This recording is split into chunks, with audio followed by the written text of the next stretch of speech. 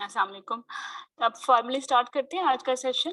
आप अपने chat box open करके देखें, मैंने एक इंट्रोडक्टरी जो है मैसेज भेजा है और इस मैसेज में मैंने कुछ 5-6 लिंक्स हैं जो भेजे हैं।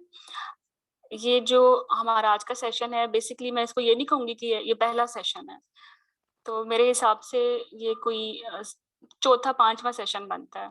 इस क्लास को लेने से पहले I am hopeful you should listen art of history taking. आपको ये नज़र आ रहा है?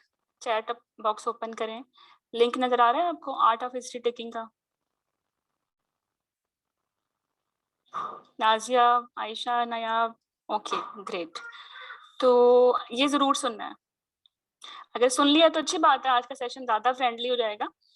लेकिन अगर मिस भी हो गया तो नो वरीज़, आप इस सेशन लेने के बाद ज़रूर सुन लीजिएगा। ठीक है? फिर इसके बाद आपने सुनना है 16 points to ask history question. और ये 16 पॉइंट्स हैं तो कोई अगर इनको मज़ीद भी कट ऑफ करूँ तो कुछ 8 इम्पोर्टेंट क्वेश्चन बनते हैं। और कोई भी ऐसी प्रेज़ेंटेशन जिसके बारे में आपको कुछ भी नहीं आता, मतलब this is first time for you कि एग्ज़ाम में कोई बात आ गई है, जिसके लिए आपने कभी सोचा भी नहीं है। तो आपने बस अपने आप को परेशान नहीं रख करना। आपने ये 16 क्वेश्चन्स हैं पेशेंट से पूछने हैं और आपकी जो हिस्ट्री ऑफ प्रेजेंटिंग इलनेस है, ये बड़े स्टैंडर्ड वे में कंप्लीट हो जाएगी। तो इसके बाद आपने ये सुनना है 16 पॉइंट्स हिस्ट्री टेकिंग, ये क्वेश्चंस हैं बेसिकली। फिर एक ना पीडीएफ है, पीडीएफ एक लिंक की फॉर्म में मैंने शेयर किया है।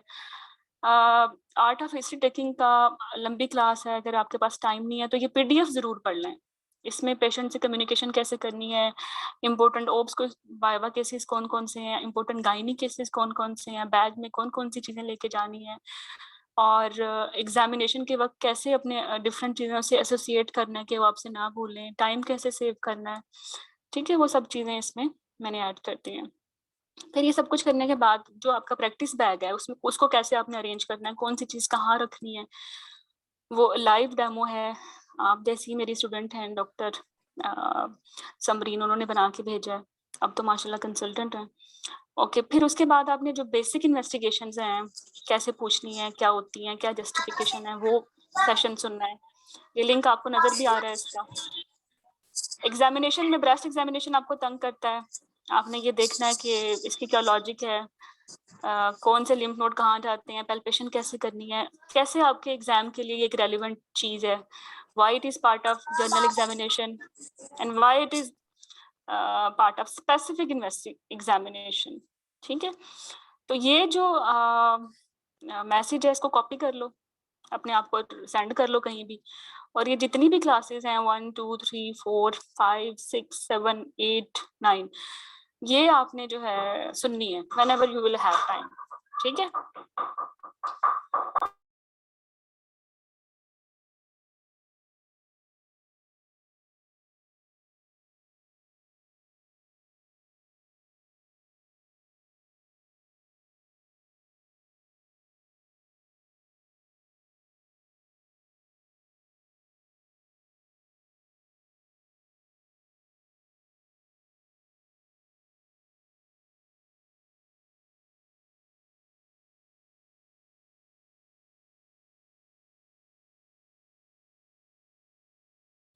ओके, वॉइस इसलिए नहीं आ रही थी कि मैंने म्यूट कर दिया था, बच्चे आ गए थे मेरे।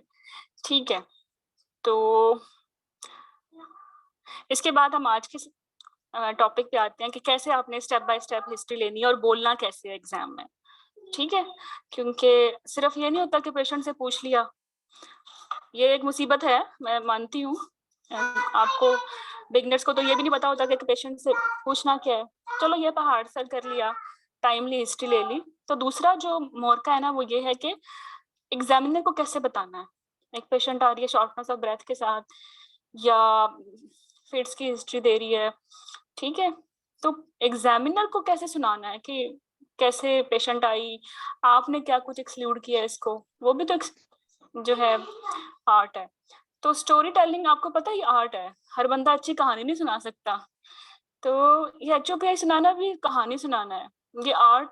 अच्छी बात ये है कि ये आर्ट लर्न किया जा सकता है। इस आर्ट पे आप थोड़ी-सी भी एफर्ट करें तो इसको आप इसमें आप कॉम्पिटेंट हो सकते हैं, ठीक है? तो इसके लिए मेरी आप लोगों से सजेशन है कि जितने भी प्रेजेंटेशंस हैं, पेशेंट ऑब्वियसली आपके पास एग्जाम में किसी ना किसी कंप्लेंट के साथ आएगा, वो अलग बात है कि बाद में डीडी आपने बोला कि एनीमिया निकली है, थायराइड निकली है, बट आएगा तो वो किसी प्रेजेंटेशन से। तो how to explain particular presentation, उसके टेम्पलेट्स आप बना लें और इन टेम्पलेट्स को 3-4 दफा लिख लें, याद कर लें।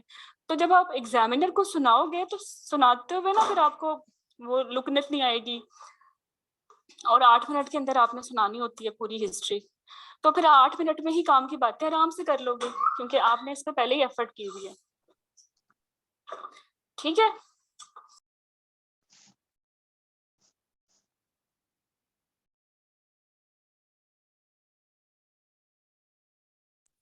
ठीक है, तो टेम्पलेट्स बनानी है तो आज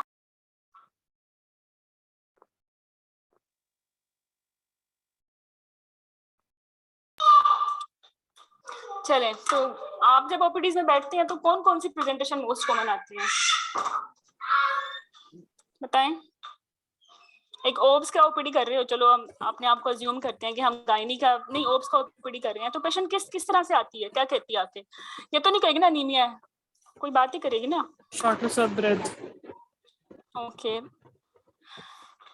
और डॉक्टर साहिबा मुझे ना पिछले महीने पीरियड्स माहवारी नहीं आई थी, तो अब मुझे कंफर्म करना है कि मुझे हमल भी हुआ है या नहीं। चलें, ये हो गया। और कोई? शार्टनेस ऑफ ब्रेथ के साथ ही लेथार्जी के साथ आती हैं, लैक ऑफ एनर्जी के साथ आती हैं। तो एनीमिया वाली बेस आएंगी lack of concentration, lack of energy, shortness of breath, इसी तरह आएंगी ना। तो डायबिटीज वाली कैसे आएंगी?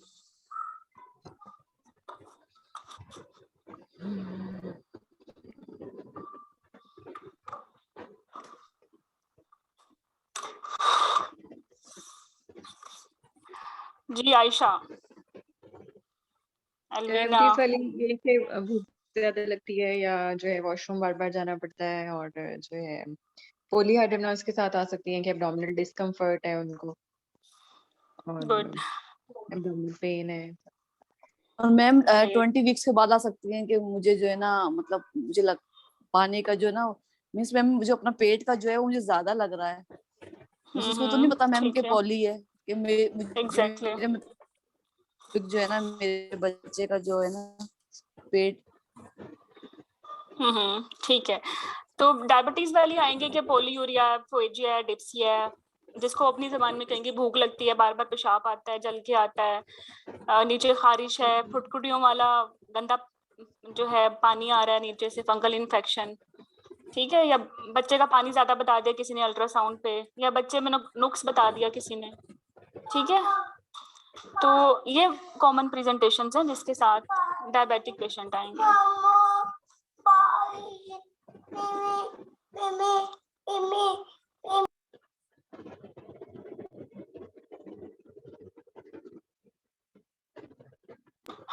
चले, डायबिटीज की अगर जीडीएम है ना, वो तो शॉर्ट टर्म प्रॉब्लम के साथ आ जाएगी, पोलीयूरिया, फेजिया, डिप्सिया, ये शॉर्ट टर्म प्रॉब्लम्स है ना। लॉन्ग टर्म कॉम्प्लिकेशन के साथ क्रॉनिक डायबिटीज वाले आ जाएंगे, तो वो कैसे आएंगे?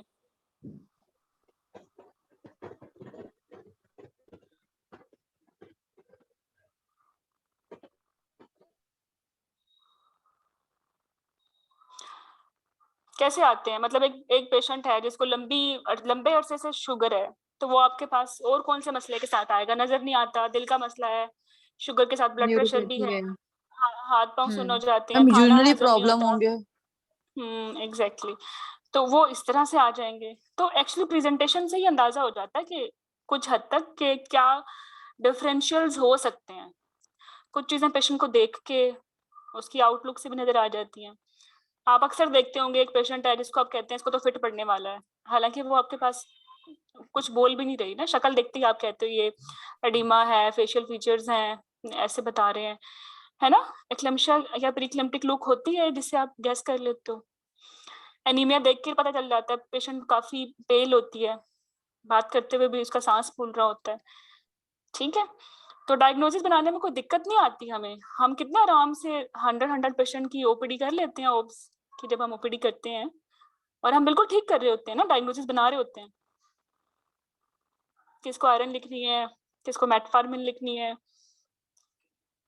किसको थायरॉक्सिन लिखनी है, ये हम कर रहे होते हैं ना, किसको लेबेटालोल देनी है। तो वही आपके रिफ्लेक्सेस जो है ना, आपने इंटैक्ट रखने हैं जब आप एग्जाम में पेशेंट को देख रहे हो।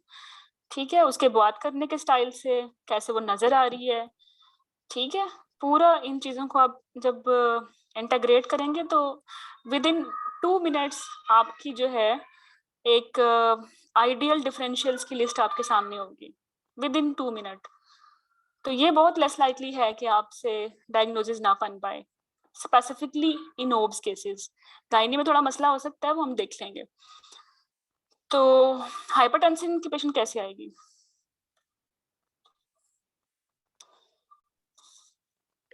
ऑन एंड ऑफ हेडेक के साथ आ सकती है, या उसको जो है हेडेक के साथ आएगी, ठीक है, ओके।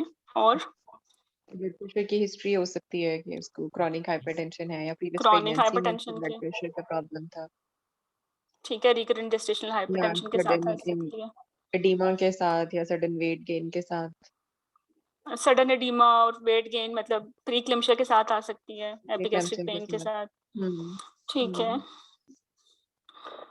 ओके। इसीलिए कहते हैं ना कि पेशेंट अगर प्रेग्नेंट है और वो कहे मुझे एपिगैस्ट्रिक पेन है, तो मिग्रेन देके नहीं भगा देना उसको प्रोटीनूरिया देखना है उसका, ठीक है, ओके। और ये तो मेटरनल कॉम्प्लिकेशंस हो गई हैं,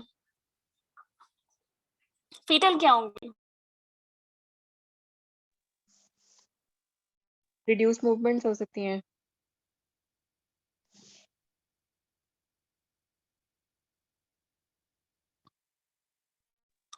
ग्रेट। और IUGR हो सकता है, मतलब रिड्यूस्ड फंडल हाइट के साथ आएगी कि मेरी 7 वाली कहती है कि 8 महीने का अमल नहीं लगता, ये तो 6 महीने का लगता है ना। या कहेंगे कि बच्चा हरकत ही नहीं कर रहा, IUD के साथ आ सकती है, या अब्रप्शन के साथ आ जाएंगे कि मुझे दर्द हुआ है और ब्लीडिंग स्टार्ट हो गई है, ठीक है।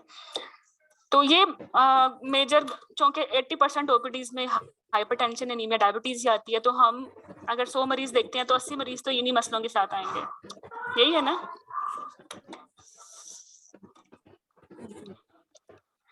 ओके, अच्छा, मुझे सिर्फ 1 मिनट की ब्रेक दो, मैं अभी आई।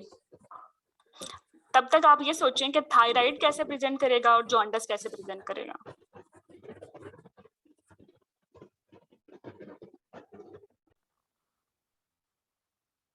ओके, तो कैसे आएंगी थायराइड वाली पेशेंट, क्या कहेगी हमें आके?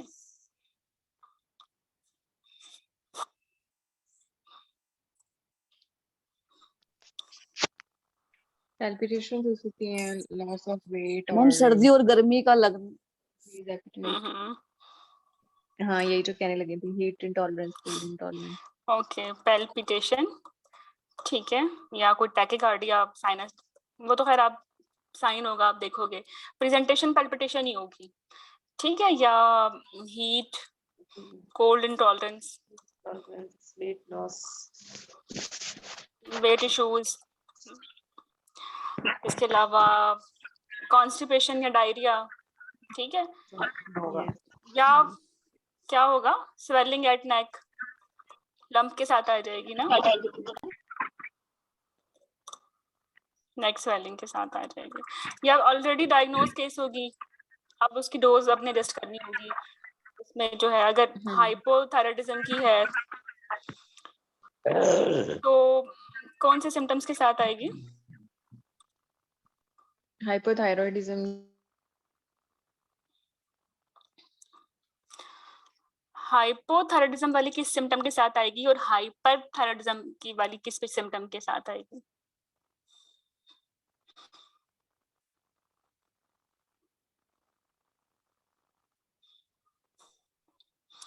ठीक है, आप जी बताएं।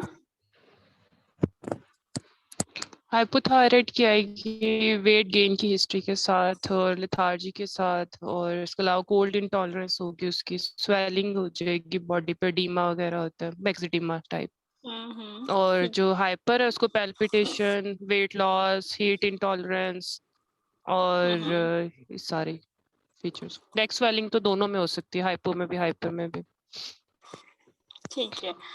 अच्छा, एक पेशेंट है जो थायरोक्सिन खा रही है, अगर वो ज्यादा खा ले तो फिर सिम्टम कौन से आएंगे, हालांकि नॉन केस ऑफ हाइपोथायराइडिज्म है?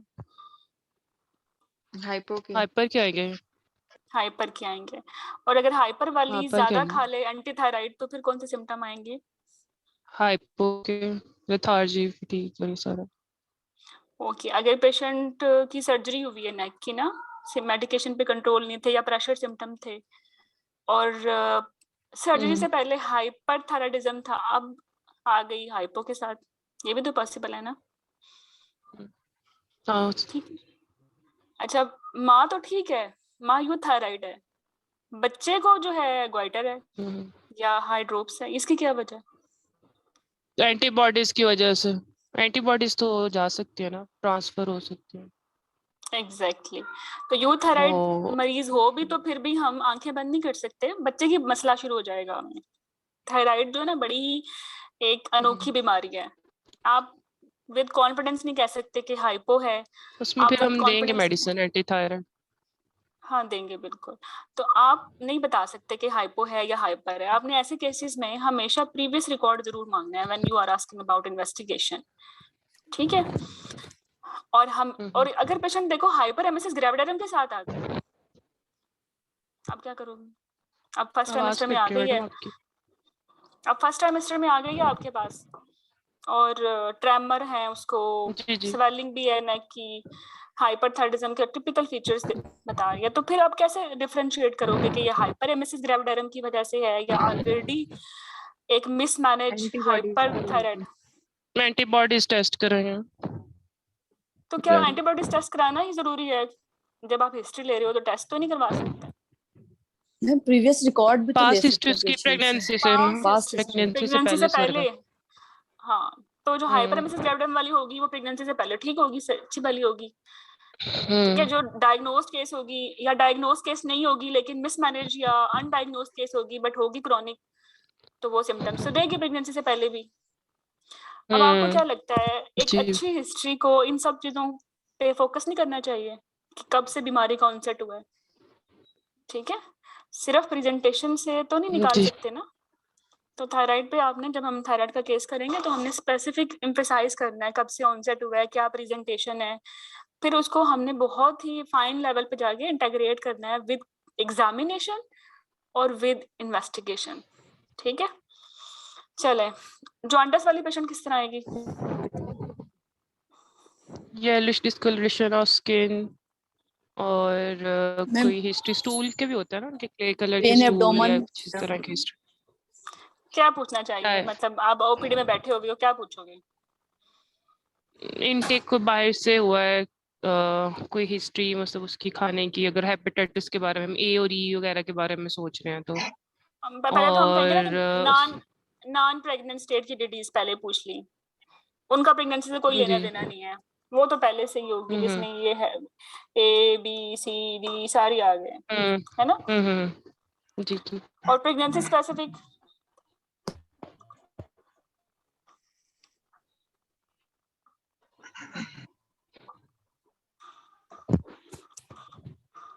ऑब्सकोली हो गई, हेल्प हो गया, पेट हो गई, एएफएलपी हो गया, अपसेटिक कोलिस्टेसिस की इचिंग वगैरह की सोल पे, और फिर तो एक पेशेंट जो जॉन्डिस के साथ आएगी तो आपकी हिस्ट्री का अंदाज ये होना चाहिए ना कि आप डिफरेंशियल्स को पूछ सको कि ऑनसेट पहले से था, खाया पिया तो नहीं है, बाकी घर वालों को तो ये मसला नहीं है, कभी टीके तो नहीं लगे यार कान के, पखाने तो ठीक आते हैं, पेट तो नहीं फूल रहा, पानी तो नहीं है ना? लंबे अरसे के लिए दवाई तो नहीं खा रही, ड्रग इंड्यूस भी हो सकता है, या जॉन्डिस प्रेगनेंसी में हाइपरएमेसिस की वजह से हो सकता है, प्रीक्लम्शिया की वजह से हो सकता है, ऑब्सकोली की वजह से हो सकता है। तो आपने रैश का पूछना है, इचिंग का पूछना है, बीपी का पूछना है, पेटिकियाई देखनी है हेल्प के लिए, ठीक है? डीआईसी देखना है एफएलपी के लिए, एपीएलएस के लिए देखना है कि रिकरेंट अपर प्रेगनेंसी क्वाड्रेंट। लॉसेस तो अब जब आप एक्चुअली आप एग्जाम में बैठते हो तो बिल्कुल ब्लैंक हो जाते हो, डीडीज भूल जाती है ना। तो आज की जो क्लास है उसका जो मकसद है वो यही है कि जितनी कॉमन ऑब्स की प्रेजेंटेशन है उनकी आपको अच्छे से डीडीज याद करनी है। This is actually homework. मैं आपको हेल्प आउट करूंगी, फैसिलिटेट करूंगी, प्रोवाइड भी करूंगी एक ड्यू मटेरियल। बट वो कहते हैं ना, पकी पकाई खीर से इतना फर्क अच्छा जो है फर्क नहीं पड़ता जितना जिसके लिए आप मेहनत करते हो ना, उससे आपको ज्यादा फर्क पड़ता है। तो खीर तो मैं दे दूंगी आपको, मेरी बुक भी आ जाएगी, लेकिन व्हाट आई वांट, आपने जो ये कॉमन प्रेजेंटेशन है, diabetes, anaemia, hypertension, thyroid, jaundice, reduce foetal growth, reduce foetal movements, IUD, poly anomalies, यही होती है ना ज्यादातर, 99% यही आता है एग्जाम में, इससे आगे नहीं आता। तो आपने इनकी डेडीज याद करनी है, ठीक है। अच्छा देखो, समटाइम ये होता है कि पेशेंट को आपने पूछ लिया, आपको नहीं लगता कि बीपी ज्यादा है, और एग्जाम में आपको प्रोटीनूरिया मिल गया, फिर ये एग्जामिनर आपसे एज ए वाइवा क्वेश्चन पूछ सकता है कि आपके ख्याल में प्रोटीनूरिया की क्या डिफरेंशियल्स हैं, ठीक है। कुछ चीजें इन्वेस्टिगेशन बेस्ड भी आपको एक्सप्लेन करनी पड़ जाती हैं। जो आपका पहला एग्जामिनर होता है वो बहुत ही इत्मीनान और तसल्ली के साथ आपसे हिस्ट्री पे पूछता है कि ये बात क्यों पूछी, ये किस वजह से आई थी, आपने ये चीज मेंशन की है एग्जामिनेशन में, क्यों मेंशन की है।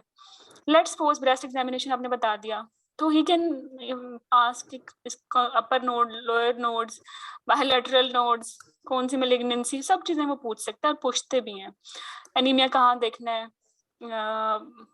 सेंसिटिव एरियाज कौन सी हैं, एनीमिया स्पेसिफिक एग्जामिनेशन क्या होता है, रिफ्लेक्सेस, रेडियोरेडियल डिले, रेडियोफेमरल डिले, दोनों बीपी, हाँ बीपी कैसे चेक करते हो, बेसिकली सब चीजें, बेसिक बेसिक बातें आपसे पूछ सकता है। तो आपने इसलिए बहुत बेसिक तरीके से तैयारी स्टार्ट करनी है। अगर आप तैयार कर ही रहे हो तो आपने बेसिक से तैयार करना है, ठीक है, क्योंकि पहला एग्जामिनर 80% क्वेश्चन बेसिक ही पूछता है। और जब आप बेसिक पे अच्छे नहीं हो ना, आप कुछ भी कर लो, जो सेकंड एग्जामिनर है वो तो सुन रहा है हिस्ट्री, फिर उसका जो होता है ना वो अच्छा नहीं बनता आपके लिए तासुर, तो वो आगे मैनेजमेंट में तंग करता है। और अक्सर ये देखा गया है कि वो कभी भी आपको डिलीवर नहीं कराने देता बच्चा, डिफरेंट उल्टे सीधे सिनेरियोस बनाता रहता है, फिर आप कहते हो कि इतनी उल्टी सीधी बातें की, मुझे जानबूझ के फेल कर दिया, ठीक है।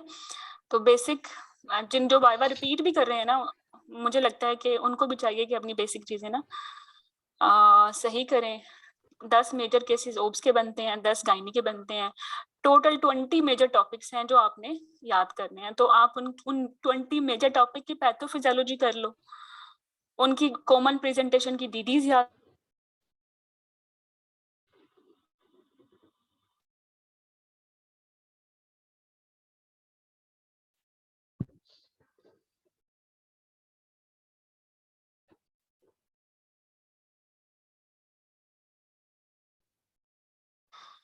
अब आज की पीपीटी देखते हैं इसमें क्या है।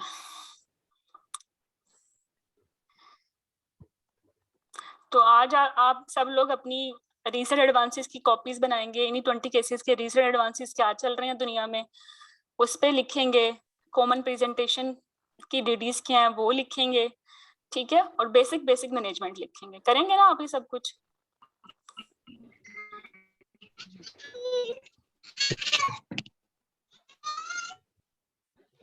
ओके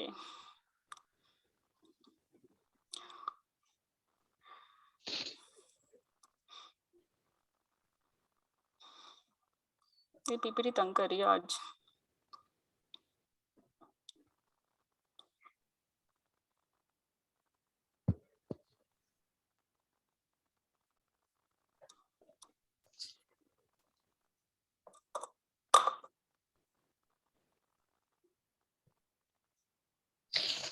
मैडम वो केसेस आपने 20 का है वो आप भेज देंगे, कौन कौन से इम्पोर्टेंट है? मैं तो भेज चुकी हूँ ऑलरेडी। अच्छा चलो ठीक, देखते हैं। नायाब, ये जो पीडीएफ का मैंने लिंक शेयर किया ना चैट बॉक्स में, इसको जी ओपन जी जी करेंगे, मैडम इसमें जी। इसमें बहुत अच्छी अच्छी चीजें हैं, ठीक है। अच्छा ठीक है जी जी जरूर इंशाल्लाह। ये मैं आपको दिखाती हूँ, एक मिनट खुल जाए सही।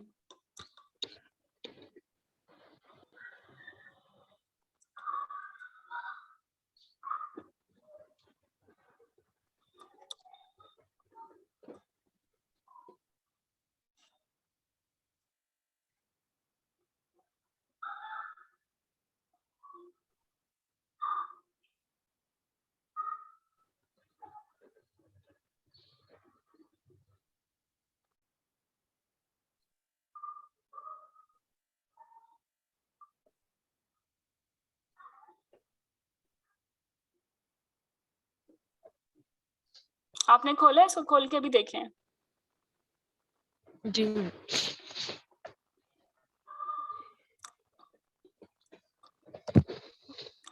ये वाली पीपीटी है ABC of FCPS obs viva, ठीक है। अभी तो ये इसमें बैग कैसे बनाना है, इंपॉर्टेंट केसेस की जो लिस्ट है ये इधर है। थीम एंड मार्क्स डिस्ट्रीब्यूशन कैसे होगी, लॉन्ग केस की हिस्ट्री टेकिंग टेक लिस्ट क्या है, कम्युनिकेशन कैसे करनी है एंग्री पेशेंट से। और एंग्री पेशेंट की कम्युनिकेशन तो ना आपके टॉक्स में भी आ जाता है।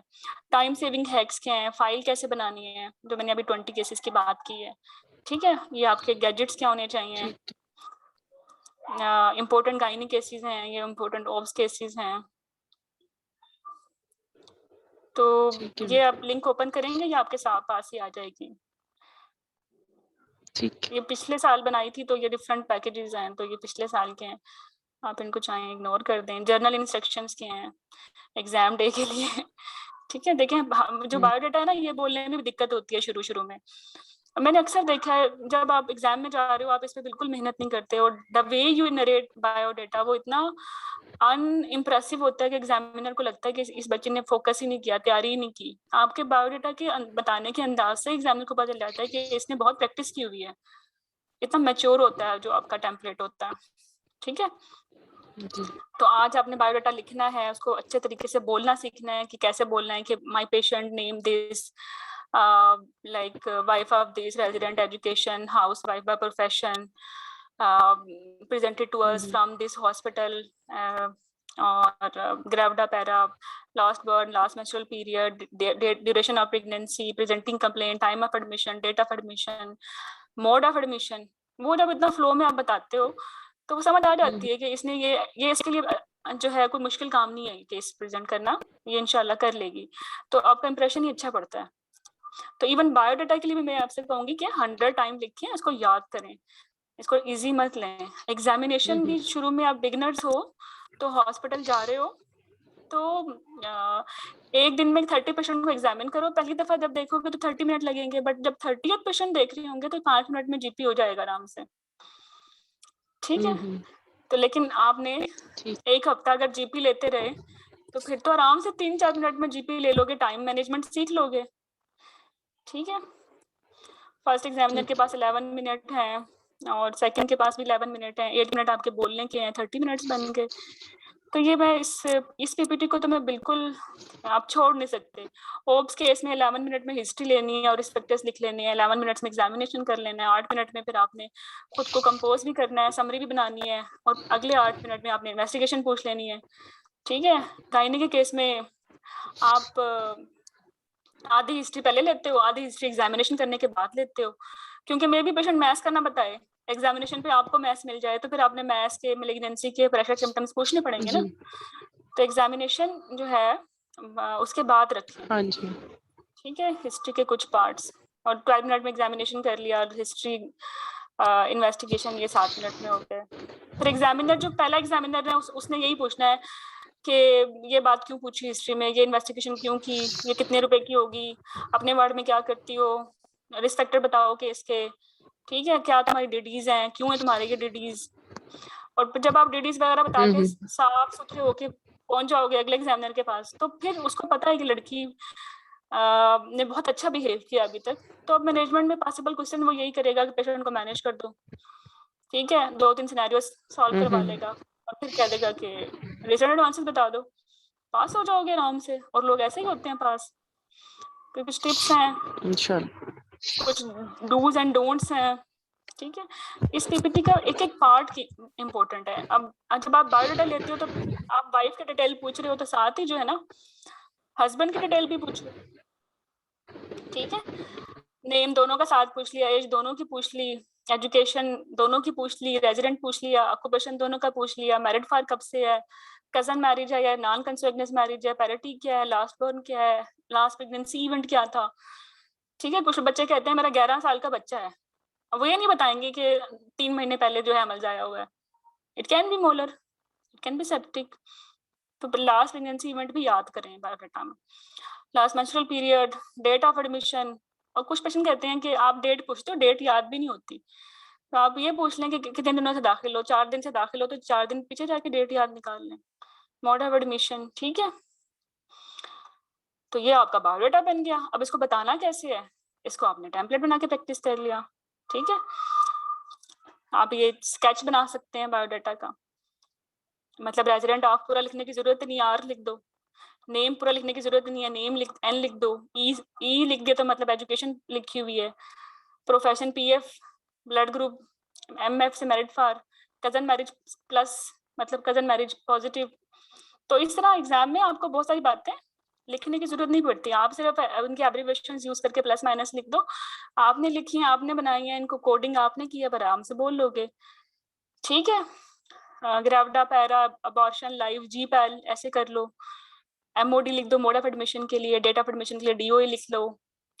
तो इस तरह करके आप बना सकते हो स्केच, ठीक है। यहाँ लास्ट पे जितने भी रिस्पेक्टेड है बायोडाटा के वो यहाँ रख दिए। तो ये प्रैक्टिस करनी पड़ेगी, इस तरह आपका टाइम बच जाएगा।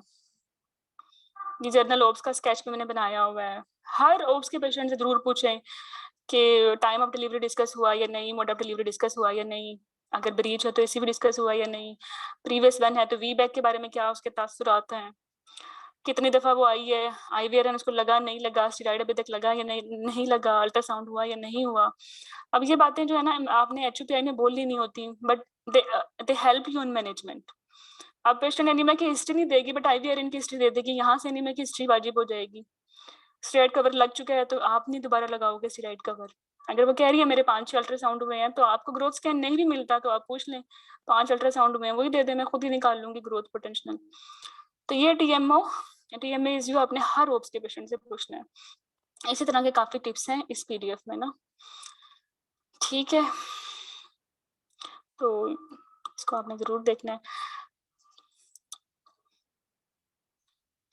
तो लेट्स सपोज बायोडाटा कैसे बोलना है। एक पेशेंट आई है नाइला, तो आपने सिर्फ उसको ये तो नहीं बोल देना कि एब्रीवेशन के साथ तो नहीं बोलना, एग्जामिनर को प्रेजेंट करना है। तो आप जल्दी से उसको प्रेजेंट कर सकते हो एक मिनट के अंदर अंदर, अगर आपने प्रैक्टिस की हुई है, वरना यही बायोडाटा बताने में लोग 2 मिनट ले लेते हैं और वहाँ एक सेकंड काउंट हो रहा होता है। तो ये जो आज के दिन की एफर्ट है, ये जो आज के दिन अपने रिफ्लेक्सेस बना रहे हो, मेहनत कर रहे हो, ये वो आपके जो एग्जाम का फाइनल डे है, ये उस पर हर चीज काम आने वाली है, ठीक है। तो my patient Naila, wife of Suleiman, 34 year of her age, resident of Lahore, Johar town, educated up to 8th class, IOS-5 para 1 with no live issue, lost born 4 years back through normal general delivery. She is married for 5 years to Mr. Suleiman, who is 38 years half his age.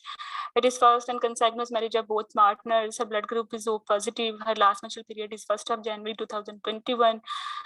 Which makes her duration of pregnancy 34 weeks. She has been admitted through OPD at 8th of June, today her 4th day of admission, and she is known case of hypothyroidism from 10 years, taking on and off treatment. तो ये आप इसी तरह तभी बोलोगे ना जब आपने इस तरह के बहुत सारे बायोडाटा प्रैक्टिस किए होंगे और ये सुनने में आपके जो फिक्रे हैं वो मैच्योर हैं, तो एग्जामिनर को अच्छा लगता है, केस पे अच्छा फर्क पड़ता है, ठीक है। फिर आप पूछते हो कि प्रेजेंटिंग कंप्लेंट क्या है। लेट्स सपोज अगर गायनी की पेशेंट है, मोस्ट कॉमनली तो AUBs वाले होते हैं, तो वो शी विल ये थोड़ी सी तो वो कहेगी कि मुझे हैवी इरेगुलर जनरल ब्लीडिंग है 1 साल से, और चूंकि हैवी ब्लीडिंग है तो वो कहेगी मुझे लेथार्जी भी है, और अगर हाइपोथायराइडिज्म जैसे हमने बोला है तो अब चूंकि ट्रीटमेंट सही से नहीं ले रही तो कोड इंटॉलरेंस है 1 ईयर से। तो प्रेजेंटेशन से, लुक से, शक्ल देख के अंदाजा हो गया कि डिफॉल्टर है, थायराइड की ट्रीटमेंट प्रॉपर नहीं ले रही। तो we have to make certain rules जब हमने हिस्ट्री ऑफ प्रेजेंटिंग इलनेस बनानी है। और मैं आपसे एक बात बताऊं, ये जो हिस्ट्री ऑफ प्रेजेंटिंग इलनेस है ना, this is the soul of your case, क्योंकि आप प्रेजेंटिंग इलनेस को ही डिस्क्राइब करके अच्छे अंदाज में हर कंपोनेंट को, डिफरेंशियल्स को, उसके मैनेजमेंट को, वर्कअप को, इफेक्ट ऑफ ट्रीटमेंट को, हर चीज को अच्छे से उसमें समो देते हो। तो इसी बेस पे आप उसका स्पेसिफिक एग्जामिनेशन देखते हो, उसकी स्पेसिफिक इन्वेस्टिगेशन मांगते हो, उनको जस्टिफाई कर सकते हो, उसी बेस पे आप उसका अपना एक प्रोविजनल डायग्नोसिस बना के डिफेंड कर सकते हो उसको इन फ्रंट ऑफ एग्जामिनर, और उसी बेस पे आप उसके जितने रिस्क फैक्टर्स थे आप उनको मैनेज कर सकते हो। तो पूरा केस तो बेसिकली HOPI पे घूम रहा है ना। If there is no good HOPI, then what you are managing, then what you on the in at what basis you are making your diagnosis, क्या इन्वेस्टिगेशन देख रहे हो, फिर तो सब कुछ ही जो है ना तितर बितर हो गया। तो ये HOPI बहुत इंपॉर्टेंट है। अगर हम डिस्ट्रीब्यूट करें पासिंग केसेस को तो 60-65% परसेंटेज जो है ना वो अच्छी सिर्फ हिस्ट्री ऑफ प्रेजेंटिंग इलनेस के पूछने की और एग्जामिनर को बताने की है। ठीक है, अगर आपने ये कंपोनेंट कर लिया तो 65% आप सेफ हो। ठीक है, तो लेट्स सपोज अब स्टेप 1 में हमने क्या करना है। मैं आपको एक बात बताऊं कि जितनी भी हमने हिस्ट्रीज लेनी है ना आगे चल के, हमने वो 3 स्टेप में लेनी है। अभी आपने सुना होगा कि शुरू में मेरे जो MCPS बैच के बच्चे थे उन्होंने ज्वाइन किया था, उनका टॉक से 6 को, तो they were very confident, they were telling कि मैडम हमने इसी तरह लिया, हम आराम से अपनी हिस्ट्री ले लेते हैं, कोई चीज स्किप नहीं होती। ठीक है, तो ट्राइड एंड टेस्टेड जो है ये पॉइंट है कि 3 स्टेप में लें। तो स्टेप 1 में बेसिकली हमने क्या करना है, स्टेप 1 में अब अच्छे से हमने बायोडाटा ले लिया है पेशेंट का। ठीक है, हमें पता चल गया कि प्रेजेंटिंग कंप्लेन उसकी अब नॉर्मल यूट्राइन ब्लीडिंग है। तो स्टेप 1 में हमने क्या करना है, हम उससे पूछेंगे कि ये एबनॉर्मल यूट्राइन ब्लीडिंग ये है, इसका ऑनसेट क्या है, इसकी ड्यूरेशन क्या है, how much it is severe, complication क्या है। ठीक है, और यही एबनॉर्मल यूट्राइन ब्लीडिंग जो है उसकी क्या डिफरेंशियल्स हैं। तो स्टेप 1 में बेसिकली हमने प्रेजेंटिंग कंप्लेन के फीचर्स बताने हैं। वो फीचर्स वही हैं जो 16 पॉइंट मैंने आपको शुरू में बता दिए, आंसर, ड्यूरेशन, ट्रीटमेंट, क्या कुछ लिया, मतलब उसको एक टेम्पलेट बना के अंदाज में बता दिया। आप इसको मैं कोट भी कर रही हूँ विद एग्जांपल नीचे, बट स्टेप 1 से मुराद ये है कि प्रेजेंटिंग कंप्लेन और डिफरेंशियल्स आपके कंप्लीट हो जाएं। और जब आप स्टेप 2 पे जाएं, तो आपको पता है कि एबनॉर्मल यूट्राइन ब्लीडिंग या तो फाइब्रॉइड की वजह से है या कोई एंडोमेट्रियल पैथोलॉजी है। आप 1 या 2 क्लोज DDs बना चुके हो। तो लेट्स सपोज एक पेशेंट है एबनॉर्मल यूट्राइन ब्लीडिंग के साथ आई है और आपने उसकी ऑर्गेनिक और non organic causes rule out कर लिया, आपको कोई ऑर्गेनिक काज नहीं मिली, कोई मैस नहीं मिला, कोई एंडोमेट्रियल पैथोलॉजी नहीं मिली, पोलिप नहीं मिल रहा। अब पोलिप की अपनी प्रेजेंटेशन होती है, वो इंटरमेस्टल ब्लीडिंग डिस्चार्ज के साथ आएगा, फाइब्राइड मैस के साथ आएगा, हैवी साइकिल्स के साथ आएगा। जब आपने HMB का टेम्पलेट लगाया, ठीक है, वो मैंने आपको चैट बॉक्स में भेजा भी हो, HMB का templates A to H mnemonic के साथ, वो सुना है आप लोगों ने? सुना है वो आप लोगों ने? नहीं। कोई बात नहीं, ठीक है। लेट्स सपोज हम स्टेप 2 पे नहीं जाते, हम एबनॉर्मल यूट्राइन ब्लीडिंग पे ही रहते हैं। A to B C D E F G H I ये निमोनिक है। तो हमने पूछना है कि ये काज ऑफ एबनॉर्मल ब्लीडिंग कैसे है, एमेनोरिया तो नहीं हुआ, मतलब it can be due to pregnancy, miscarriage हो सकता है, मोलर हो सकती है, टॉपिक हो सकता है, इट कैन तो कोई एमेनोरिक स्पेल तो नहीं थी, पिछला साइकिल टाइम पे था या टाइम पे नहीं था, अभी ब्लीडिंग हैवी है तो साथ में एनीमिया तो नहीं है, अब ये ब्लीडिंग हो रही है तो कोई ब्लीडिंग डिसऑर्डर तो नहीं है इस पेशेंट को, या सेंट्रल काजेस तो नहीं है, हाइपोगोनाडोट्रोफिक हाइपोगोनाडिज्म जिसकी अपनी और डिडीज है, आइट्रोजेनिक तो नहीं है, कोई ट्रॉमा तो नहीं है, कोई ट्यूमर तो नहीं है। सेंट्रल काजेस में बेसिकली थैलमस को ही देखते हैं ना, तो मेनिंजाइटिस हो सकता है, हाइड्रोकेफ्लस हो सकता है, हेड ट्रॉमा हो सकता है, एथलीट हो सकती है, स्ट्रेस ले सकती है, TB हो सकता है, वो सारा पूछेंगे आप। फिर D में ड्रग्स का पूछेंगे, कोई एंडोमेट्रियोसिस की पेशेंट हो सकती है जो GnRH ले रही है, एबनॉर्मल यूट्राइन ब्लीडिंग हो गई, या डेनाजोल ले रही है, लाइट साइकिल्स हो गए, ठीक है, या कोई एंडोक्राइन प्रॉब्लम है। एंडोक्राइन में 3 चीजें जरूर पूछनी है, PCO, प्रोलैक्टिन और थायराइड। जब आपने PCO पूछा आपको नहीं मिला, जब प्रोलैक्टिन के फीचर्स पूछे कि कोई नजर ठीक आता है, कोई दवाइयां ऐसी तो नहीं खाती जिससे प्रोलैक्टिन ज्यादा हो जाए, फिर वो कहेगी आप आओगे थायराइड पे तो वो बता देगी कि मैं थायराइड की नॉन केस हूँ, आप देख भी रही हो, नेक स्वेलिंग भी है, तो यहाँ से पकड़ेगी ना DD। तो स्टेप 1 में बेसिकली आपने एबनॉर्मल ब्लीडिंग को डिस्क्राइब कर दिया कि ये किस किस्म की ब्लीडिंग है, कब से ऑनसेट है, कितनी ये सवेयर है, क्या पैटर्न ऑफ ब्लीडिंग है, और साथ ही आपने सारे डिफरेंशियल रूल आउट कर लिया और फाइनली उसमें से आपने निकाल लिया कि ये एंडोक्राइनल जो है कोई पैथोलॉजी है जिसकी वजह से ब्लीडिंग पैटर्न डिस्टर्ब हुआ है। फाइब्राइड नहीं मिलेगा क्योंकि मैस एब्डोमेन की हिस्ट्री नहीं है, ठीक है। यूजुअली मैस के साथ होती है, वैसे फाइब्राइड हमेशा मैस के साथ भी नहीं होता। जब हमें कुछ भी नहीं मिलता तो फिर हम कहते हैं कि it can B fibroid because it is common.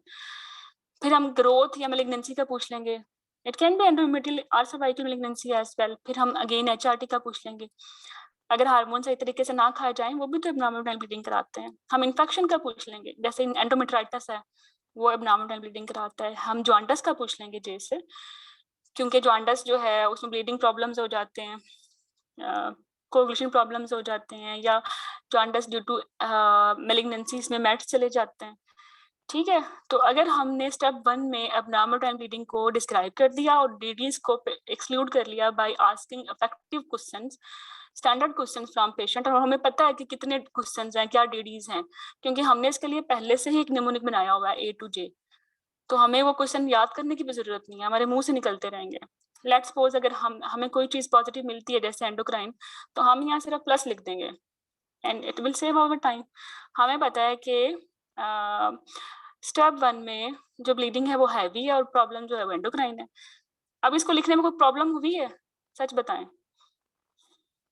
बाकी बच्चों के लिए तो ये शायद एक मैथ का या कोई ऐसी क्वेश्चन है, बट आपके तो दिमाग में एक पूरी स्टोरी है ना इस चीज की।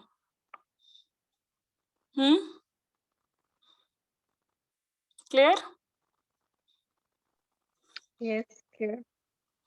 ठीक है, तो स्टेप 1 में हमारा मकसद था कि पेशेंट की जो वजह है हॉस्पिटल में आने की, हमने उसको एड्रेस किया और उसकी काजेज निकाल ली हैं, और हम बहुत नैरो डाउन हो गए हैं कि एंडोक्राइन इज प्रॉब्लम। तो स्टेप 2 में हम क्या करेंगे? स्टेप 2 में हम पेशेंट के रिस्क फैक्टर्स देखेंगे अब कि ये इसको एंडोक्राइन का मसला क्यों है, कब से है, कैसे है, ठीक है। और इस पेशेंट की प्रीवियस सर्जरी भी हो सकती है ना, या ये कोइंसिडेंटली डायबिटिक भी हो सकती है, हाइपरटेंसिव भी हो सकती है, एनीमिक भी निकल सकती है ना। तो step 2 basically for all risk factors, जो आपकी डीडी में रिस्क फैक्टर्स थे, एग्रावेटिंग फैक्टर्स थे, वो भी स्टेप 2 में पूछने हैं। और अबव दिस के पेशेंट के कान में भी दर्द है ना, वो भी रिस्क फैक्टर है, आपने उस ईएनटी वाले के पास भेजना है। आंखें नजर नहीं आ रहा, आपने आई वाले के पास भेजना है, आपने पूरा पेशेंट मैनेज करना है, ठीक है। तो स्टेप 2 तक हमने क्या किया, हमें पता चल गया कि आई क्यों है, वजह क्या है, और ये हुई क्यों है ऐसे, और इसके अलावा और क्या मसले हैं। अब हमने पेशेंट को एग्जामिन करना है।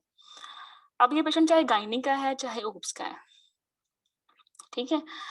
तो स्टेप 2 पे आप करने के बाद एग्जामिन कर लें। एग्जामिन करने के बाद मे बी आपको लगे कि थायराइड के साथ आपको लगे कि पेशेंट को बाय मैनुअल पे आपको मैस फील हो जाए, क्योंकि मे बी मैस का साइज इतना बड़ा नहीं था कि पेशेंट को फील होता या प्रेशर सिम्टम्स आते, बट आपको यूट्रस फर्म मिल गई है। तो ये एक डुअल पैथोलॉजी भी हो सकती है, थायराइड प्लस फाइब्राइड हो भी सकती है, फाइब्राइड है इतना कॉमन, हर तरीके से आ सकता है। या आपको जो है सर्विक्स जब आपने एग्जामिन किया आपको पॉलिप नजर आ गया, तो it can be due to thyroid, it can be due to polyp. आपने दोनों को एड्रेस करना है। फिर आपने एड्रेस कैसे करना है? पॉलिप पहले एड्रेस करेंगे या थायराइड पहले एड्रेस करेंगे? ऑब्वियसली मेडिकल कंडीशन पहले एड्रेस करते हैं, फिर सर्जिकल कंडीशन एड्रेस करते हैं, राइट? तो जब आपने एग्जामिन कर लिया तो आपको बहुत सारी नई चीजें नजर आ गई जिसके बारे में आप मजीद क्वेश्चन करेंगे अब स्टेप 3 में, ठीक है। अब आपका स्टेप 3 स्टार्ट हो गया। अब स्टेप 3 में आप पूछेंगी कि ये जो आपको मसला है थायराइड का या ब्लीडिंग का, इसके लिए आपने क्या ट्रीटमेंट ली है। अगर आपने ट्रीटमेंट ली है तो सही से खाई है, जैसे डॉक्टर ने बोला, कंप्लाइंस क्या थी। मे भी जब आप मैनेज करें तो आप उसी स्टेप पे कोई रीइंफोर्स करें कि मैं इसको ट्रीटमेंट जो है सुपरवाइज्ड वे में और जो इसकी स्टैंडर्ड डोज है उसके मुताबिक दूंगी, क्योंकि पहले इसने जो दवाई ली है वो कम डोज में थी या इसने सही तरीके से खाई नहीं, इसको बताया नहीं गया, ये ठीक हो जाएगी, आपका मैनेज हो गया केस। आपने जरूर एक फाइब्राइड वाले पेशेंट की मायोमेक्टमी करनी है। अगर प्रेजेंटिंग कंप्लेन फाइब्राइड में प्रेशर इफेक्ट नहीं है, सिर्फ मेनोरेजिया है, वो तो मेडिकल ट्रीटमेंट से भी ठीक हो सकता है। ये भी तो वजह हो सकती है किसी ने उसको सही तरीके से दवाई नहीं दी। अगर आप नॉन हार्मोनल भी देते हैं तो एटलीस्ट माहवारी के हैवी डेज में 5 दिन के लिए देनी चाहिए। और 1 ग्राम पीडीएस डोज है ट्रांसमीन की, अगर वो सिर्फ 500 का एक कैप्सूल खाएगी तो क्या फर्क पड़ेगा? हाउ यू कैन से कि ये ट्रीटमेंट फेलियर है? नहीं कह सकते ना। तो स्टेप 3 में पूछें कि ट्रीटमेंट क्या लिए, कैसे लिए, कंप्लाइंस कैसी थी। अगर कंप्लाइंस अच्छी भी है तो क्यों छोड़ी है, साइड इफेक्ट आ रहे होंगे, फिर आप स्टेप 2 पे मतलब फिर आप दूसरी ट्रीटमेंट ऑप्शंस पे जा सकते, आप मैनेज करेंगे और फिर आप साबित करेंगे कि मैं इसको ये ट्रीटमेंट नहीं दे रही कि मैंने पूछा है, इसकी कंप्लाइंस तो अच्छी है बट साइड इफेक्ट्स हैं, और जब साइड इफेक्ट्स आ जाए तो इसका मतलब यही है कि switch over to another treatment option. तो ये बातें कब करोगे, जब आपने इनको एड्रेस किया है। तो स्टेप 3 में आपने ट्रीटमेंट ऑप्शंस मतलब उनको एड्रेस करना है। फिर आपने पूछना है क्या वर्कअप हुआ है, कोई अल्ट्रासाउंड हुआ, कोई बायोप्सी हुई, नीचे से HBS किसी ने लिया, कोई पैप्सीमेर हुआ, कोई ट्यूमर मार्कर भेजे गए, कोई CT हुआ, चेस्ट एक्सरे हुआ, अकॉर्डिंग टू योर प्रोविजनल। अब थायराइड का केस है तो आप पूछ सकते हैं कि आपका खून का टेस्ट हुआ, थायराइड के टेस्ट हुए, थायराइड का अल्ट्रासाउंड हुआ, नहीं हुआ, राइट। तो ये सारी बातें। तो स्टेप 3 में हमने सारी ट्रीटमेंट रिलेटेड बातें कर ली और जितना भी वर्कअप हुआ है वो पूछ लिया। अब यहाँ तक बात खत्म नहीं हुई, आप पेशेंट से उसकी विशेष भी पूछनी है कि व्हाट शी वांट, ठीक है। OBS के केस में mode of delivery, time of delivery, contraception, breast feeding, VBAC, ECV, ये उसकी विशेष में आ जाएगा। गायनी के केस में ये आ सकता है कि ट्रीटमेंट फेलियर है थायराइड का, मे बी सर्जरी करनी पड़े, प्रेशर सिम्टम्स आ रही हैं उसकी वजह से सर्जरी करनी पड़े, मे बी आपको लगा कि थायराइड मैलिग्नेंट है, फिक्स है, एडेरेंट है, पेशेंट में मैलिग्नेंसी के फीचर्स हैं, तो रेडिएशन की और बाकी चीजों की बात करनी पड़ जाए। या मे बी आपको लगे कि फाइब्राइड है और पेशेंट की एज 45 है तो मैं हिस्टेक्टमी करूं या मायोमेक्टमी डिस्कस करूं, या मैं चूंकि पेशेंट की फैमिली हिस्ट्री है मैलिग्नेंसी की तो मैं BSO करूं ना करूं। तो पेशेंट विशेष सारी इधर आ जाएंगे। May be abnormal dial bleeding है, एंडोमेट्रियल कोई पैथोलॉजी है, माइरीना ही उससे सही हो जाएगी तो माइरीना डिस्कस करनी है या उससे डिस्कस करनी है आपने सर्जरी। तो ये पेशेंट विशेष बहुत इंपॉर्टेंट है, क्योंकि आप एग्जाम में ऐसे नहीं कह सकते कि मैंने माइरीना रखनी है, आप ऐसे कहोगे मेरी पेशेंट चाहती है मैं उसे माइरीना रखूं, she want this, she don't want medical surgical treatment. तो ये अच्छी मैनेजमेंट है, क्योंकि जो केस मैनेज करना है उसमें बहुत रोल है पेशेंट की अपनी विशेष का। आपको लगता है पेशेंट की कंप्लायंस अच्छी नहीं है, अफोर्ड नहीं कर सकती, मारीना के लिए फॉलो अप नहीं करा सकती, प्रोजेस्टेरॉन ऑलरेडी खा चुकी है, ओरल से फर्क नहीं पड़ा तो इंट्रायूट्राइन प्रोजेस्टेरॉन सिस्टम से क्या फर्क पड़ेगा, राइट। तो फिर आप डिफेंड कर सकते हो कि पेशेंट जो है सर्जिकल कैंडिडेट है, सर्जिकल मैनेजमेंट का कैंडिडेट है। तो ये बहुत इंपॉर्टेंट है स्टेप 3। आप एग्जामिन कर चुके हो, आप बहुत सारी बातें देख चुके हो उनके बारे में, पेशेंट से ट्रीटमेंट वर्कअप और उसकी विशेष पूछ चुके हो। इसके बाद आप MDT ऐड कर सकते हो कि पेशेंट को थायराइड का मसला है तो सर्जिकल ओपिनियन है हुई, मेडिकल ओपिनियन हुई, ठीक है। फाइब्राइड का है तो कोई यूरोलॉजिकल ओपिनियन हुई, कोई हाइड्रोनेफ्रोसिस तो नहीं, IVU हुआ, व्हाटएवर। तो अकॉर्डिंग टू योर केस आपने वो बातें पूछ लेनी है। तो step 1, 2, 3 and your HOPI is there, बहुत ही आइडियल वे में, स्टैंडर्ड वे में, कोई रट्टा मारने की जरूरत नहीं है, ठीक है। तो अब तक क्या समझ आई है? एक तो 20 मेजर केसेस की पैथोफिजियोलॉजी, उनकी प्रेजेंटेशन, बायोडाटा टेम्पलेट, प्रेजेंटेशन की टेम्पलेट, हर प्रेजेंटेशन की DDs, रीसेंट एडवांसेस, और ये स्टेप 3। स्टेप 1 में प्रेजेंटेशन ऐड करनी है, DDs को निकालना है, स्टेप 2 में रिस्क फैक्टर सारे देखने हैं, एग्रेवेटिंग फैक्टर सारे देखने हैं, एग्जामिन करना है, फिर एग्जाम में जो पॉजिटिव चीजें हैं उनको ऐड करते हुए पेशेंट का ट्रीटमेंट वर्कअप और उसकी विशेष पूछने हैं, ठीक है। यहाँ तक क्लियर है?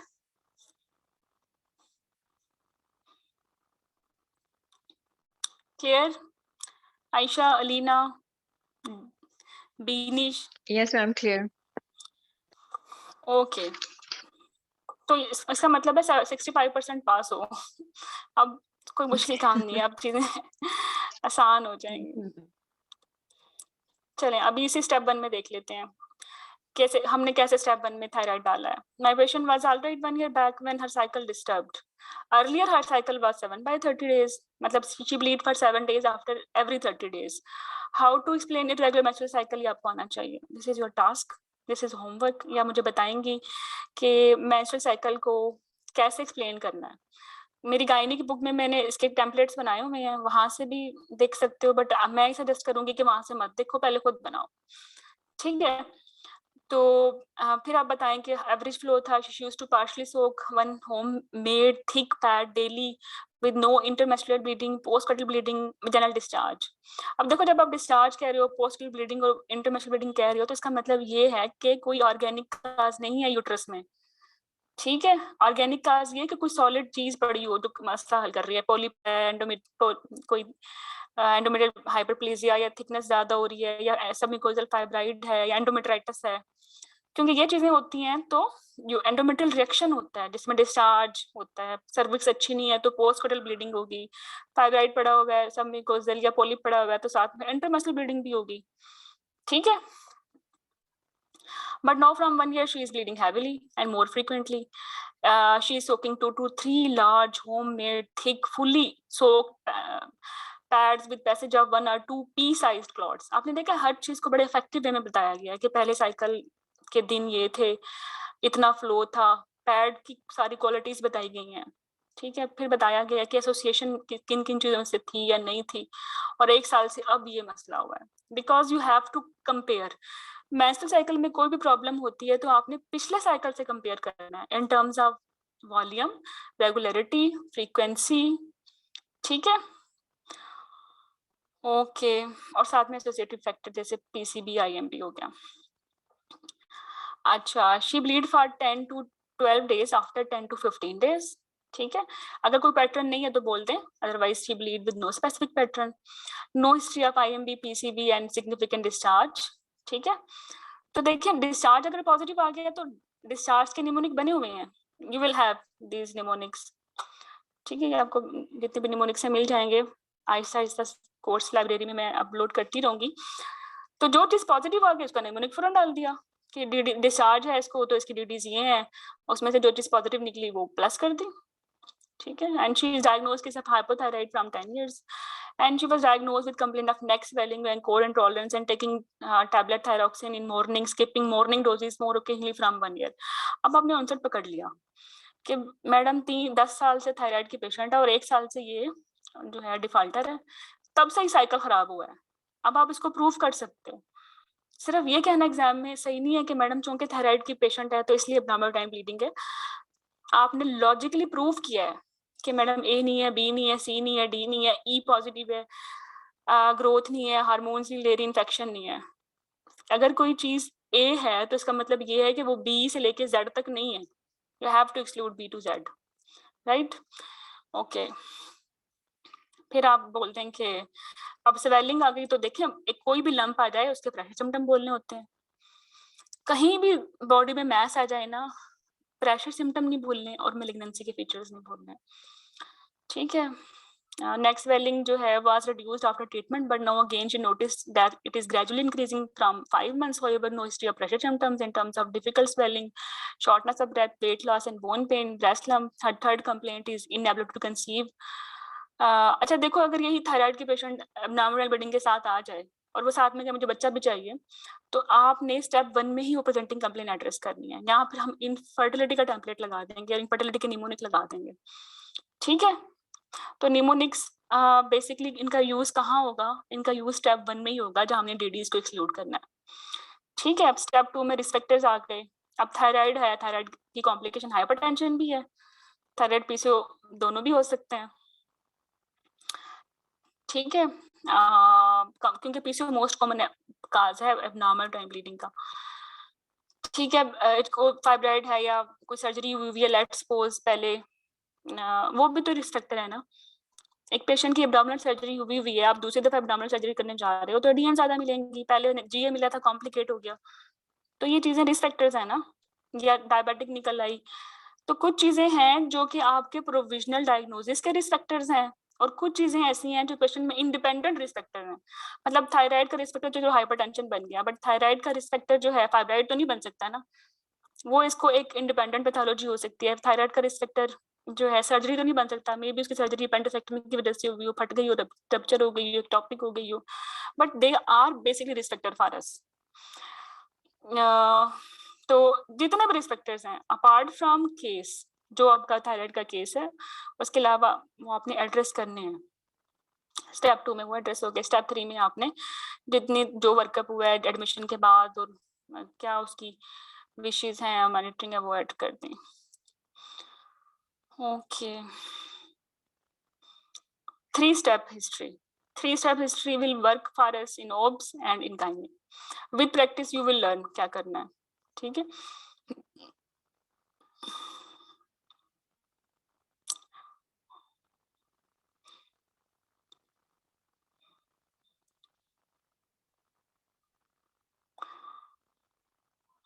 फाइब्राइड का मैंने थोड़ा सा पैकेज बनाया हुआ कि आपको हेल्प हो जाए कि आपने बाकी कैसे प्रेजेंटेशन लिखनी है या उनके टेम्पलेट बनाने हैं।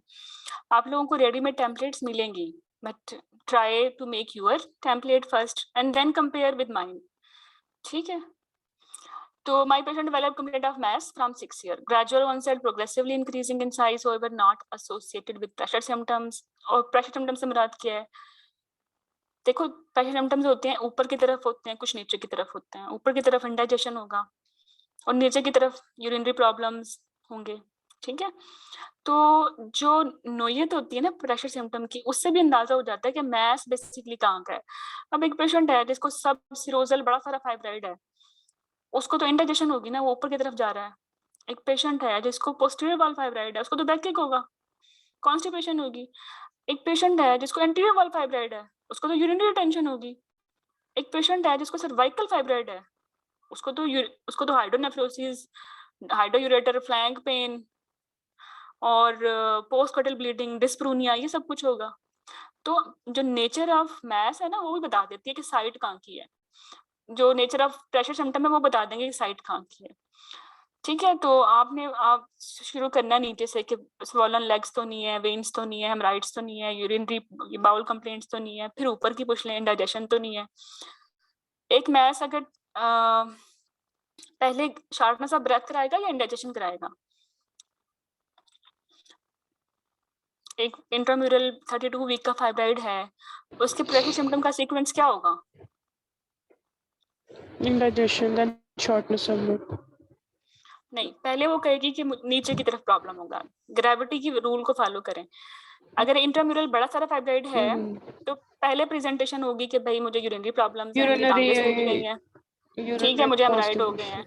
और वो साइज अगर प्रोग्रेसिवली इंक्रीज करता जाएगा तो फिर वो स्टोमक को ऊपर हिट करेगा, फिर वो कहेगी इंडाइजेशन होगी।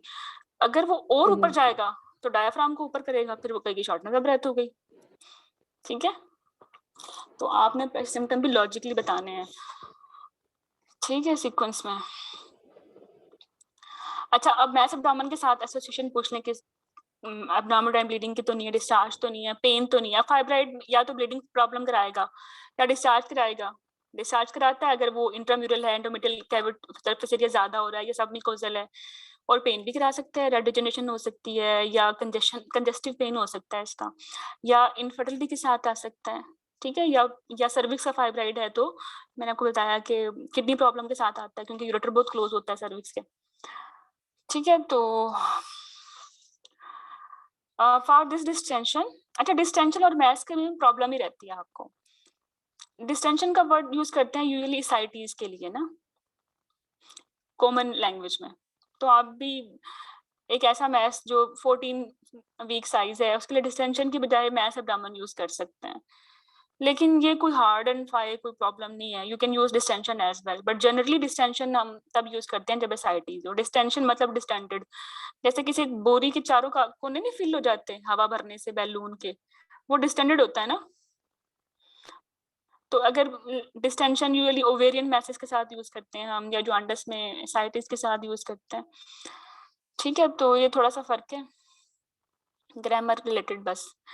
अच्छा, for this distinction she consulted local doctor who referred her to Indus hospital where her certain investigation done, urine, blood scan, bone has been done. However, she don't know details about their results and no plan so far has been discussed with her on digging up her wishes. She want to preserve her fertility uterus at any cost. अब देखो कितनी important बात है कि आपने patient से आई थी mess abdomen के साथ, स्टेप 1 में आपने मैस के सारे डीडीज रूल आउट कर लिए, एसोसिएशन पूछ लिया, आप निकल आए कि ये फाइब्राइड है क्योंकि ये हैवी एचएमबी के साथ प्रेजेंट कर रहा है।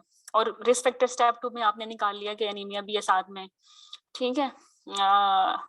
तो और जब आपने एग्जामिन किया तो आपको पता चल गया कि बड़ा सारा फर्म मैस है, मजीद रीइंफोर्स हो गया कि भाई फाइब्राइड ही है।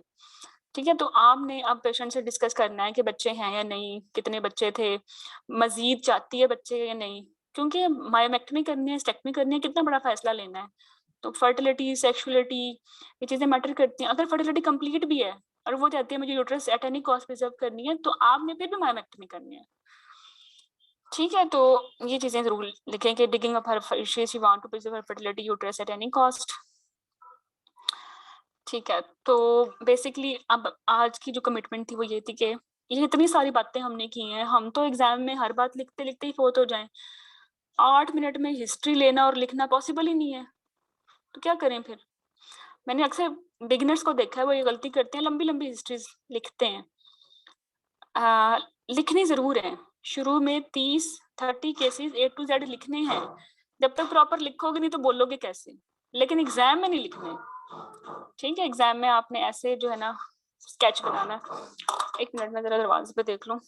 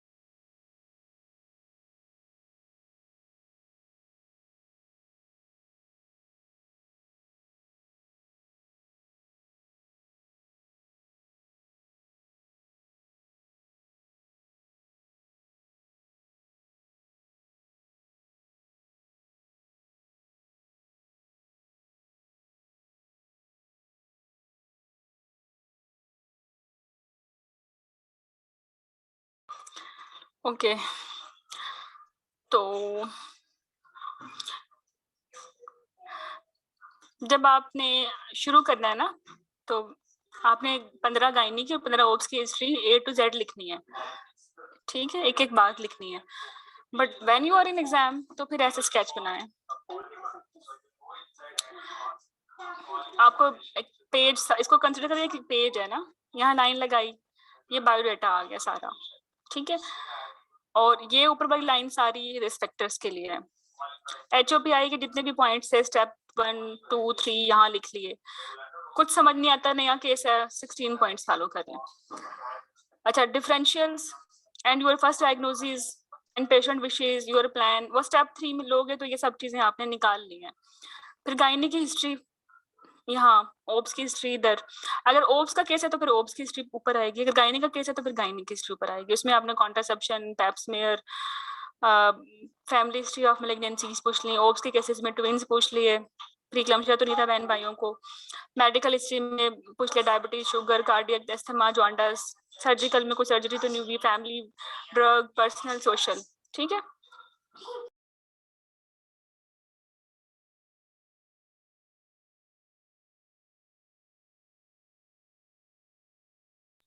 लेट्स सपोज कि यही केस था हमारा ना, थायराइड का, हमने यहाँ इसको फिट करना है कि ये एबनॉर्मल टाइम ब्लीडिंग के साथ आई थी। ठीक है, तो इसकी पॉजिटिव चीजें हमने लिख ली, हमने सिर्फ हिस्ट्री में पॉजिटिव चीजें लिखनी है कि एंडोक्राइन इसका पॉजिटिव है। ठीक है, या इसको एनीमिया पॉजिटिव है, बस। बाकी चीजें तो आपने नो करके बोलनी है, वो रटाई फिक्रिया टेम्पलेट्स होंगे।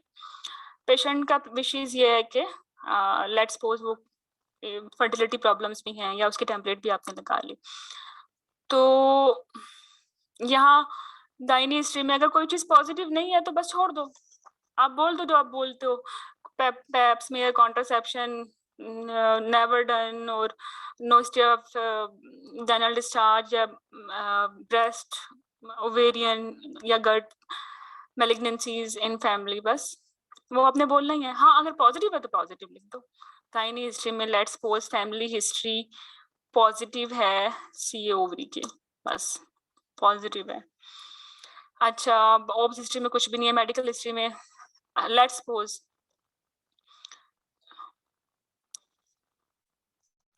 यहाँ आप लिख दो कि फैमिली हिस्ट्री है डायबिटीज की पॉजिटिव, बस पॉजिटिव आ गई। सर्जरी हुई है कहीं, ठीक है पॉजिटिव। ठीक है, अब इतना कुछ करने के बाद आपने रिस्क फैक्टर्स निकाल लिए इस पेशेंट के।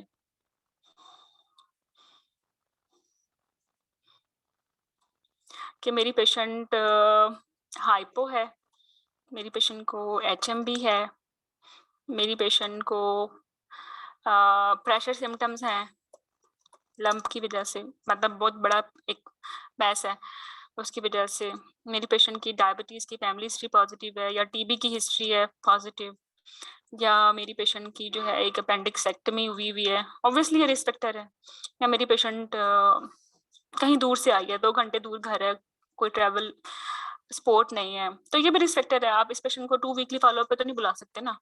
अब एक पेशेंट है HMB के साथ आई है, 4-5 HB के साथ, और जिसमें रिस्क फैक्टर्स हैं, डायबिटीज है, फैमिली हिस्ट्री है मैलिग्नेंसी की, तो उसको तो नहीं भेज सकते माइरीना रख के, उसको मे बी हमें डेफिनेटिव हिस्टेक्टमी करनी पड़ेगी, PSO करनी पड़ेगी। तो जब आपके सामने ये स्केच देख रहे हैं आप, तो आपको पता है कि पॉजिटिव चीजें कहाँ कहाँ मौजूद हैं, तो आपको अपना टेम्पलेट बायोडाटा का तो वैसे ही बताना है जो बताना था, और बायोडाटा ना हमेशा लिखा करें, बायोडाटा भूल जाता है।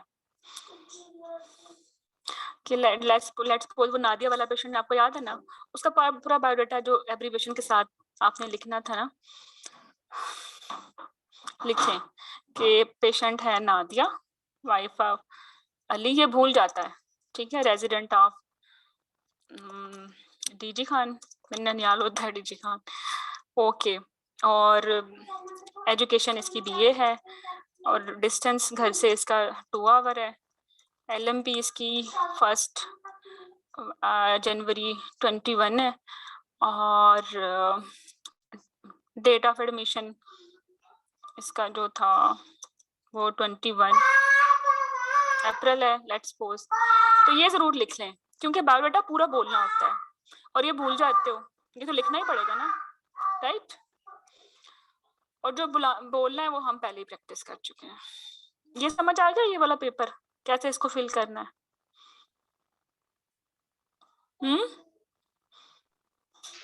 जी।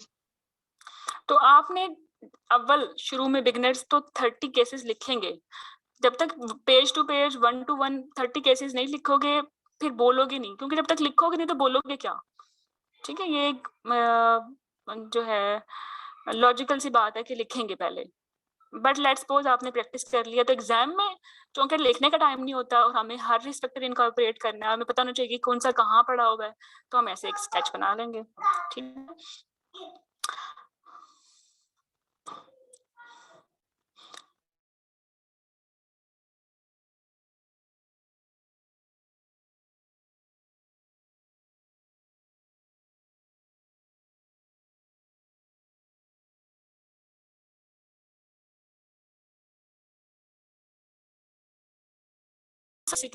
वो समरी होती है कि बायोडाटा में कोई पॉजिटिव चीज है, कि विडो है, ओवर एज है जैसे, या ब्लड ग्रुप A नेगेटिव है, उसका केस है, तो वो पॉजिटिव चीज यहाँ आएगी समरी में। HOPI में कोई भी पॉजिटिव चीज थी वो सारी इधर आएगी। Medical, surgical, family history, drug history में कोई चीज पॉजिटिव थी वो भी समरी में आएगी। एग्जामिनेशन पे मैथ्स मिल गया, ठीक है, मैथ्स के फीचर्स मतलब पूरा PA वो भी समरी में आएगा, ठीक है। तो समरी बेसिकली वो हर पॉजिटिव चीज है जो कि पेशेंट की बायोडाटा में है, जो उसके HOPI में है, जो उसके एग्जामिनेशन पे है, ठीक है। तो ये आपने फिल जरूर करना है कि इसका जो एग्जाम पे क्या पॉजिटिव चीजें हैं, क्योंकि आपने समरी बनानी है एग्जाम में। बहुत सारे बच्चों को समरी बोलना ही नहीं आती, या तो बहुत छोटी बातें करते हैं, रिस्ट्रिक्टर्स लगाना भूल जाते हैं, सारी नेगेटिव बातें ऐड कर देते हैं।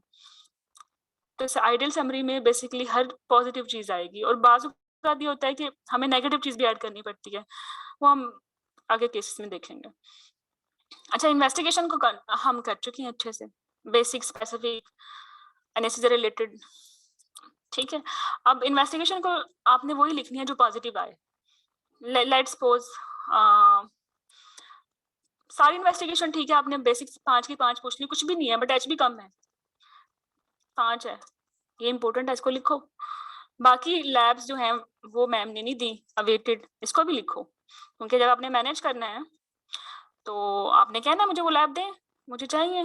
Before going to management I want to complete my missing information, I want to look her peripheral film, ब्रेड टिक्स, मुझे फेरेटिन दें, ठीक है।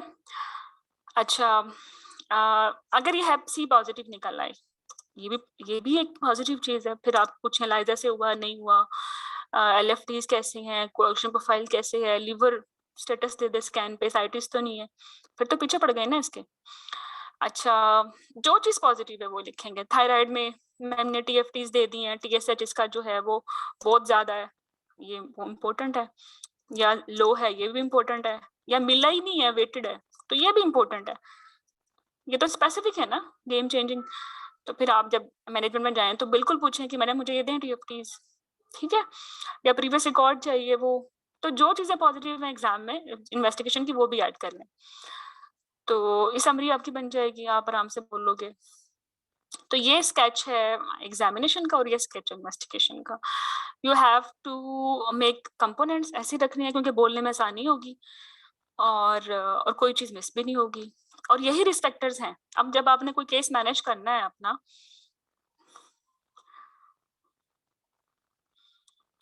मिनट,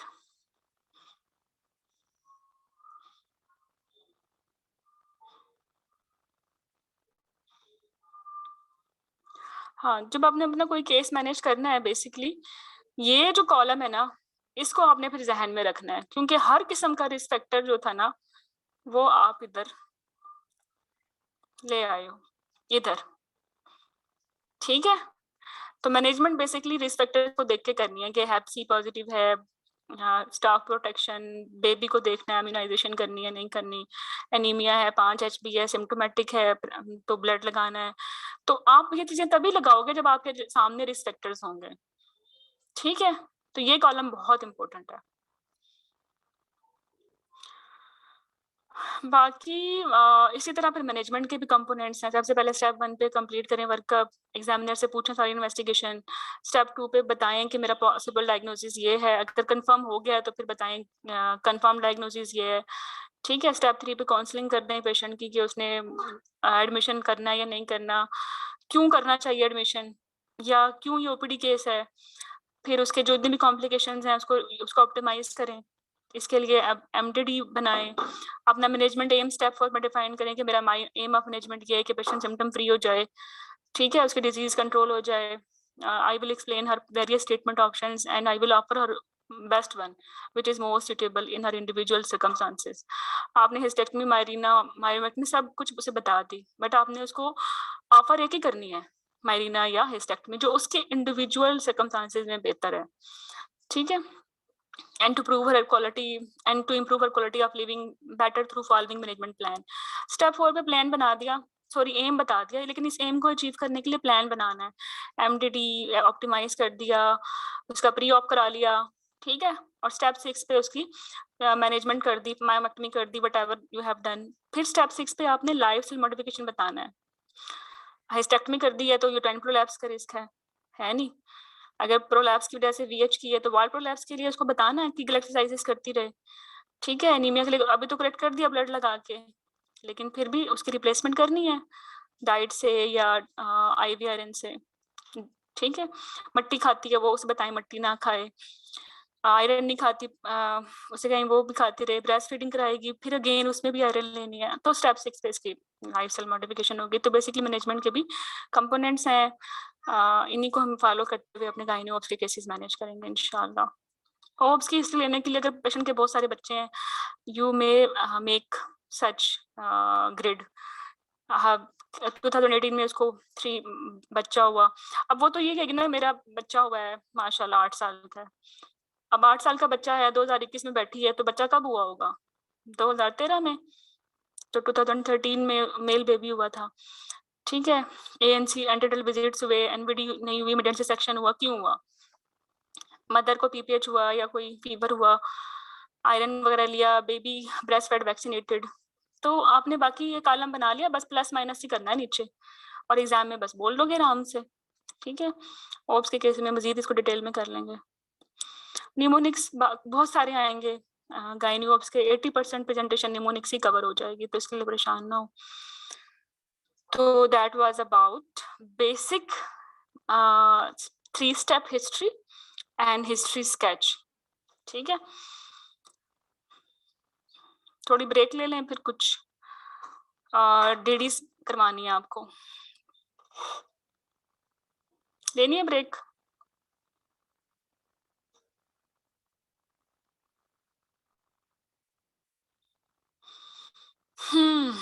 थक गए हो?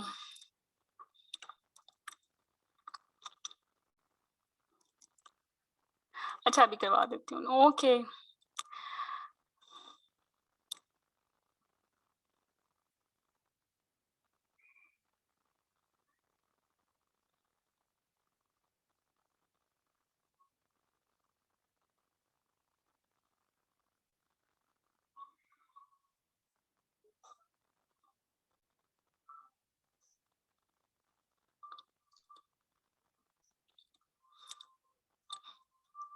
अच्छा, ओब्स के केस में ना, अगर पेशेंट हमारे पास आता है शॉर्टनेस ऑफ ब्रेथ के साथ, तो स्टेप 1 में हमने ऑब्वियसली शॉर्टनेस ऑफ ब्रेथ को एक्सप्लेन कर दिया, सडन है, ग्रेजुअल है, ठीक है, एसोसिएशन सारी बता दी।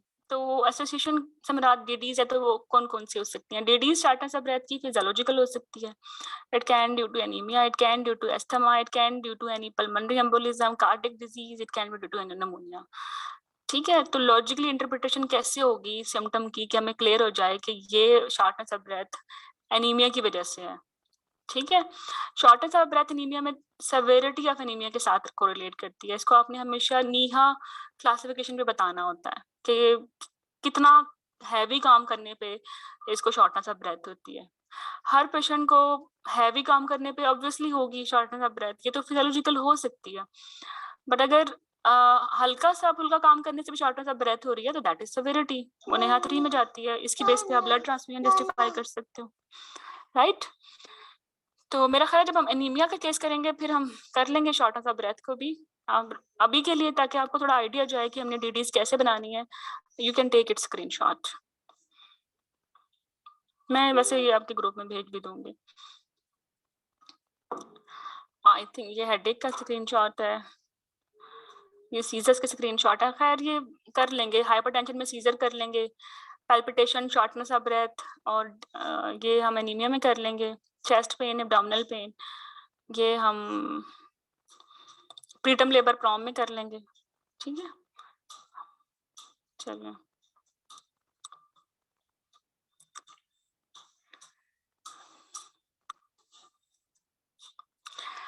हिम्मत जवाब दे गई है बाकी बाद में कर लेंगे, ठीक है। तो आज का बेसिक मकसद यही था कि ओरिएंटेशन हो जाए, स्केच बनाना सीख लो, स्टेप्स हिस्ट्री के सीख लो, डीडी सीख लो, ये भी कर लो तो बड़ी बात है। ओके, अब अपने आप को अनम्यूट करें एंड मुझे बताएंगे कितना लर्न किया है, कहाँ डिफिकल्टी थी, क्या आपका इम्प्रेशन है about this session. Ayesha, Leena, Qurat, Nayab, Samina.